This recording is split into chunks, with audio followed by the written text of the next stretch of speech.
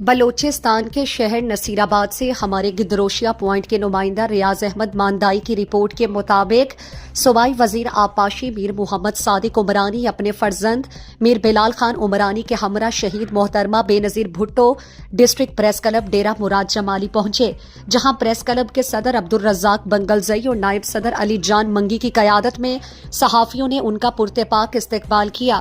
اس موقع پر دونوں معزز مہمانوں کو روایتی اجرک کے تحفے پیش کیے گئے۔ صوبائی وزیر آبپاشی نے پریس کلب کی نئی عمارت کے قیام کے لیے 2 کروڑ روپے دینے کا اعلان کرتے ہوئے کہا کہ صحافت معاشرے کا چوتھا ستون ہے اور حکومت آزادی صحافت پر مکمل یقین رکھتی ہے۔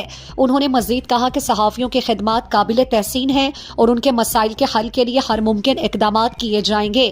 تقریب میں صدر پریس کلب عبدالرزاق بنگلزئی سمیت پرنٹ اور الیکٹرانک میڈیا سے تعلق رکھنے والے صحافی موجود تھے۔